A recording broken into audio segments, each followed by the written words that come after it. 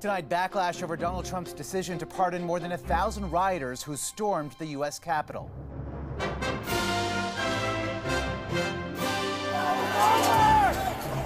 From what the police officers who were assaulted are saying. It is the ultimate betrayal. To reaction from newly freed leaders on the far right. I think it's a good day for America. How the president is defending the move on his first full day. Prayer and politics clash at the inaugural prayer service. The bishop's bold message. The vast majority of immigrants are not criminals. I didn't think it was a good service, no. The new lawsuits against Trump's immigration plans and how Canada is getting ready. We are prepared to deal with any potential surge. The promise to hit back in the face of a renewed February 1st tariff threat. Canada will respond, and everything is on the table. Plus, a Canadian tourist's warning after she says she was almost coerced to sign a document for medical help in Mexico. We felt bullied, we didn't feel safe. And remembering an instrumental player in the band. The band! The legacy of Canadian musician Garth Hudson.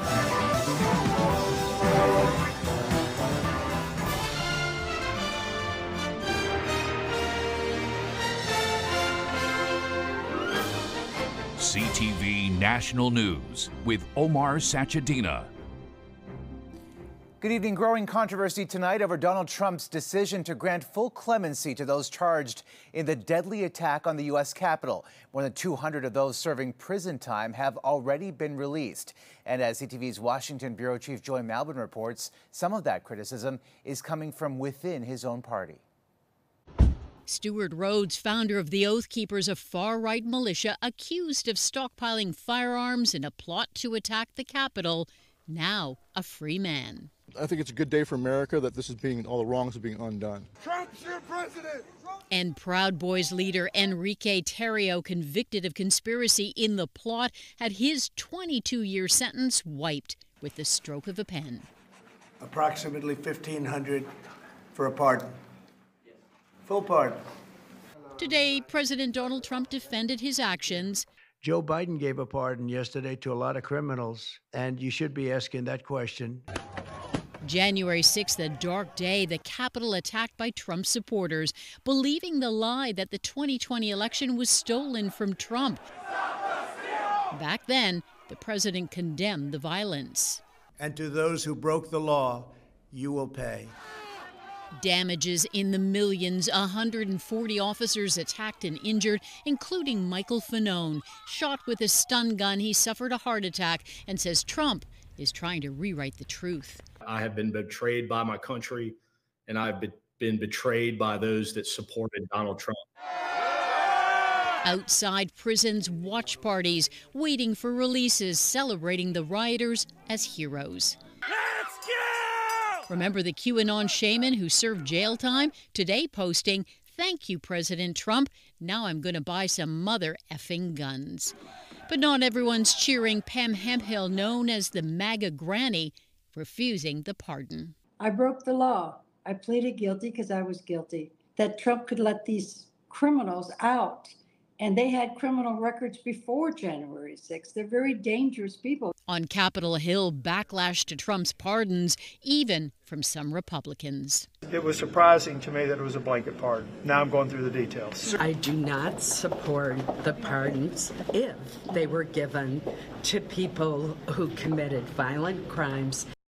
So far, more than 200 people have been released from custody, the president fulfilling his campaign promise and showing no sign of backing down. Omar? All right, Joy, thank you. Trump also isn't backing down from testing the limits of the law when it comes to his border and immigration crackdown, a centerpiece of his political agenda. CTV's Judy Trinh on the plans and what they could mean for Canada. Crisis at the southern border. With a stroke of a pen, Donald Trump declared a national emergency at its southern border, initiating a crackdown on undocumented migrants. They're target enforcement operations. They know exactly who they're looking for. They know pretty much where they'll find them. Trump also plans to remove birthright citizenship from children born in the U.S. whose parents are in the country illegally. At least 11 million people in the U.S. are undocumented. At the National Prayer Service, a bishop called on the president to show mercy. They may not be citizens, or have the proper documentation. But the vast majority of immigrants are not criminals. I didn't think it was a good service, no. While Canadian officials are bracing for migrants to flee north. On the weekend, 2 Black Hawk helicopters leased by the RCMP started patrolling. 60 drones are monitoring the woods and waterways from the air. So we are prepared to deal with any potential surge. I've met with the officials at the RCMP, the CBSA. There is domestic cooperation between our agencies, between the federal and provincial governments. Last year, more than 22,000 people were detained by American authorities after illegally crossing from Canada. The highest traffic occurred in May with 3,400 people. By December, that number decreased to 510, an 85% drop. It's a fraction of the 2 million people that were caught sneaking into the U.S. from Mexico last year. But that's not enough to convince Donald Trump that the northern border is secure. The fentanyl coming through Canada is massive. The fentanyl coming through Mexico is massive. According to American data, the amount of fentanyl that crosses the border from Canada represents less than 1% of the drug that enters the United States. Despite Canada's $1.5 billion border security plan, it may not be enough for Donald Trump. Omar. All right, Judy, thanks. Trump has also ramped up his demands on defense spending from NATO members. Today, Canada's top soldier said it is possible to fast-track the country's spending to meet the military alliance's target. It's absolutely possible, and this is what we have been working on since I've come on board. Like with the announcement of the 2% GDP by 2032, we have conducted an analysis to ensure that we could bring in capabilities and the spending earlier. Why?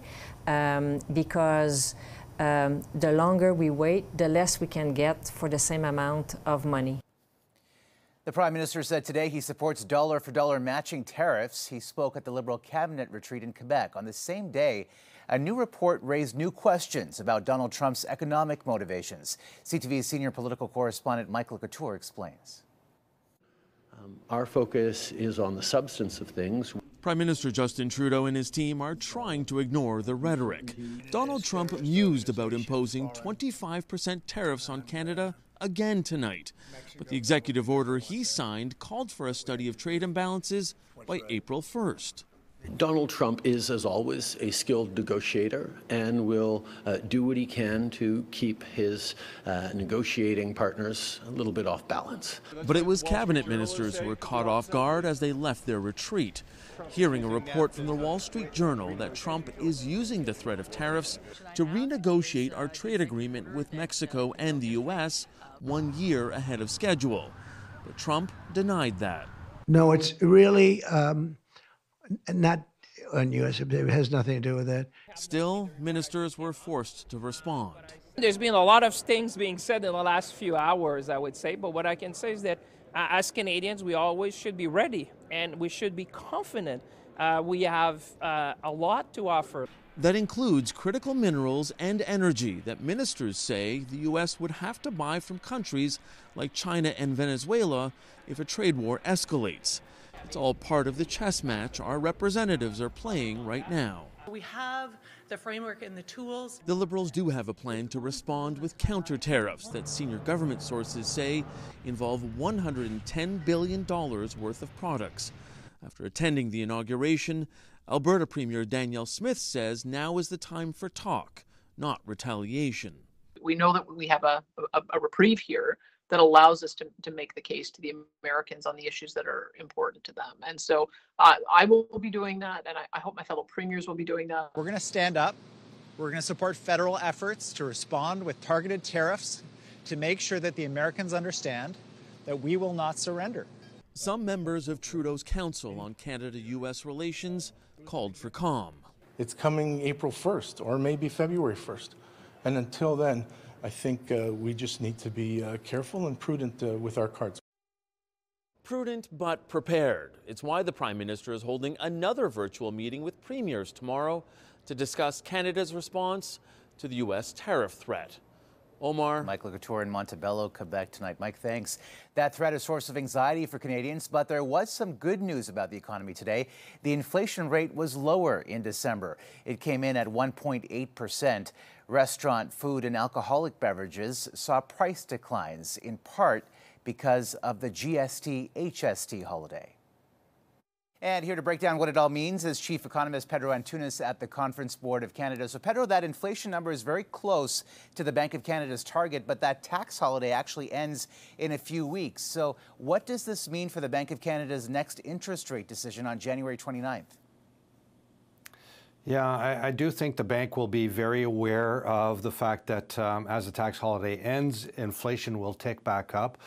They'll be very focused on what they call their core inflation measures, which exclude the effects of that tax increase. And core inflation is still running at around 2.5%. So the bank will be watching that. They're watching wages. They're watching how the Fed south of the border is moving on its rates. And we think the bank will hold this coming decision for now. We'll see interest rates coming down, probably further down the road. Now, as we mentioned, a lot of Canadians are worried about those U.S. tariff threats. What would you tell them right now? Yeah, I think when we look at how stock markets have reacted, or in fact how the value of the Canadian dollar has reacted, markets don't really believe that we're going to see a 25% tariff across the board on Canadian exports into the U.S. I think this is maybe somewhat of a bargaining chip here for President Trump. But if we do see some tariffs, and I think we are going to see something, and if we see anything in line with 25%, that will be devastating for a lot of industries in Canada when we think about the auto sector. Now, it'll hurt the U.S. down the road as well, but the bigger hit will be upfront on Canadian industry. All right, Pedro, thank you for this tonight. Trump's vow to roll back Joe Biden's climate initiatives has prompted many questions, including on this side of the border. Car and EV manufacturers wondering whether electrification policies will be sidelined. Here's CTV's Geneviève Beauchemin. A shift south of the border is raising questions about Canada's roadmap to boost EV sales. We will revoke the electric vehicle mandate. U.S. President Donald Trump suggested he would work to scrap measures like a policy in some states, including California, that aims to phase out sales of gas-powered passenger cars by 2035. The reality is you can't stop progress, and electric vehicles are better for the planet. They're better for people's pocketbook. They save folks money. Ottawa brought in mandates aimed at cutting down emissions, part of its plan to address global warming. The government's roadmap calls for all 100% of new cars sold to be zero-emission vehicles by 2035. Our government will not apologize for being confident in the role Canada can play in the cleaner economy of the 21st century. Advocates say there is no turning back, that all roads lead to electrification. And Ottawa has also invested heavily into a plan to build an EV battery supply chain. But Trump's U-turn has renewed calls here in Canada for the government to slow down. Mandates aren't going to drive this transition. Dealers say consumers need to have a choice. We need to have a world where consumers buy into the EV experience, have a good experience with it, and recommend it to their friends, their neighbors, and themselves. But that's got to be on a pace that's not mandated. But a big issue, say car makers and dealerships, is that the government has been too slow to set up a proper public charging network across this vast country. Geneviève Beauchemin, CTV News, Montreal.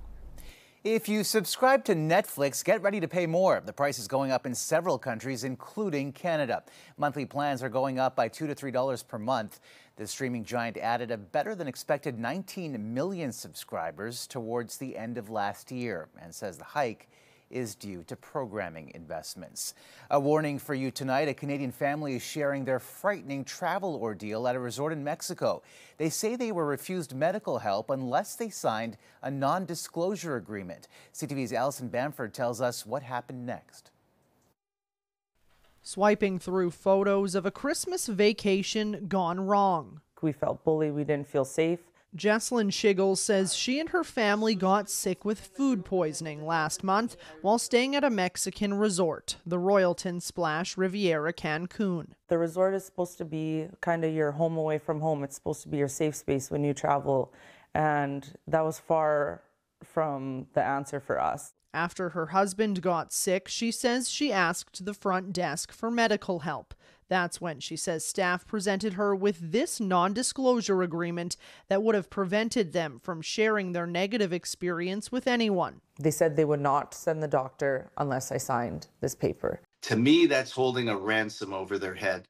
Schigel didn't sign it, and travel experts say she was right not to. Those in the industry call it bad practice. It happens, and it happens for all the wrong reasons. NDAs typically come up in compensation agreements, experts say, or to ensure only positive reviews make it online. That's why experts encourage travelers to look for middle-of-the-road reviews that are likely more accurate. The vast majority of hospitality and tourism businesses do a good job. They want to take care of their guests. They get the long-term implications. We reached out to Blue Diamond Resorts, the owner of the Cancun hotel, but we didn't hear back by deadline. Schigel says her family eventually did see a doctor at the resort and they were compensated for their stay.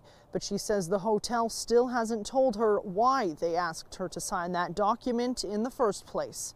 Omar? All right, Alison Bamford, thank you. Coming up. The people of Gaza can take a breath. The sliver of hope as desperately needed aid arrives.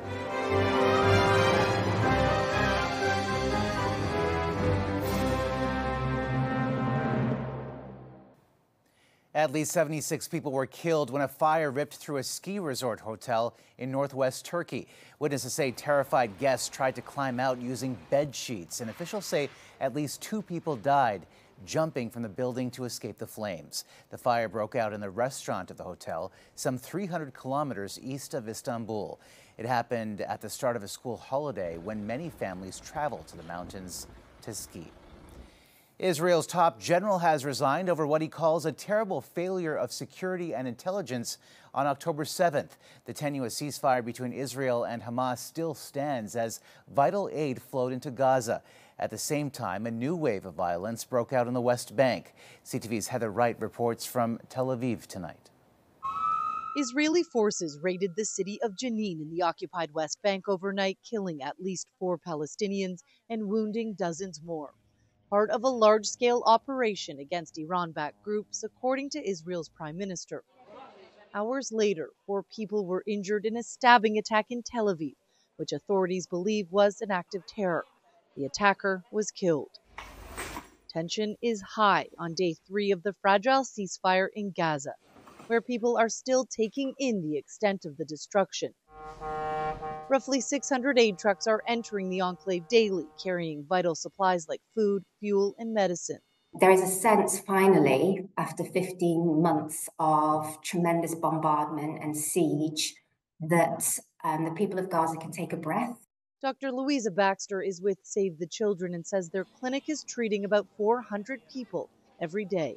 And they're coming with simple childhood illnesses, for example, made life-threatening by the absence of medications and vaccinations. The ceasefire has brought some reprieve in both Gaza and Israel. But even President Donald Trump is unsure whether the truce will hold. I'm not confident. That's not our war, it's their war, but I'm not confident. Anything could happen. And that's the stress. Yehuda Cohen's son Nimrod is among the hostages still being held in Gaza. A young male soldier, Nimrod is not likely to be released until phase 2 of the ceasefire, which is months away and requires a permanent truce. I'm very worried that 3 months from now, I don't know if it will be too late. Today, Hamas announced 4 female Israeli hostages will be released on Saturday, though their names have not yet been provided. Omar. All right, Heather, thank you. Still ahead, the big chill. The forecast as much of the country shivers in a punishing polar plunge.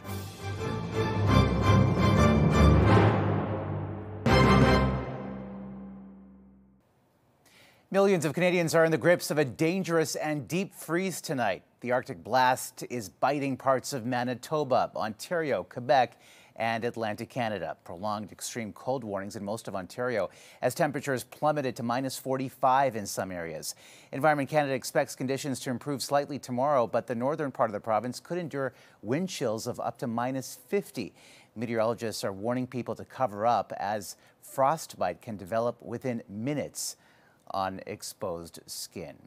And in the southern U.S., a rare blast of snow is marching through the Gulf Coast with winter storm warnings that have been issued from Texas to North Carolina. The storm grounded flights and canceled school for millions of students in an area more accustomed to hurricanes. It prompted the first ever blizzard warnings for several coastal communities near the Texas-Louisiana border. Still ahead, a legendary Canadian musician has died. We look back on the genius of Garth Hudson.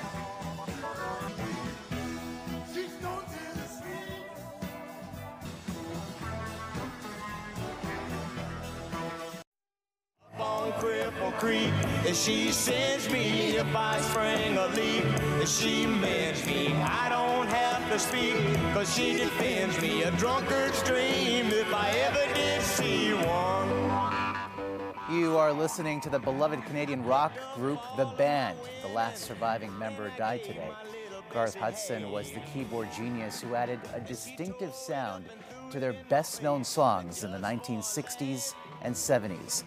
The musician from Windsor, Ontario, was one of 4 Canadians in the band, including singer-songwriter Robbie Robertson. CTV's Brian Bicknell walks us through his hometown roots. A master instrumentalist revered by musicians around the world. This is Garth playing one of his other keyboards, the accordion, and I think he would play the accordion before it became fashionable again, but he played it beautifully. Music historian James Rainey remembers Garth Hudson as a gifted but humble man with a storied history in the local music scene. He was in one of the pioneering rock bands, Melodines. He was playing jazz. He was in jazz, dance bands as well. Born in Windsor in 1937 and raised in Windsor and London, where he honed his musical talents. Hudson attended Medway High School and studied music at Western University. He played with the Silhouettes, which would become the Capers. And in 1961, he joined the Ronnie Hawkins Band, which later played with Bob Dylan before ascending to their own fame as the Band. A drunkard's dream if I ever did see one. Hudson with the Band was inducted into the Rock and Roll Hall of Fame in 1994. In 2014, he was inducted into the London Music Hall of Fame. He was happy that we invited him to come back to his hometown. He didn't forget about his hometown.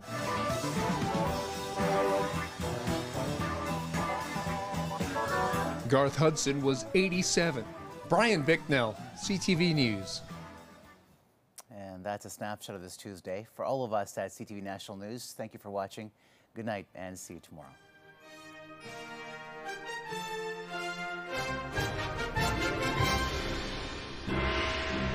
CTV National News, Canada's #1 newscast.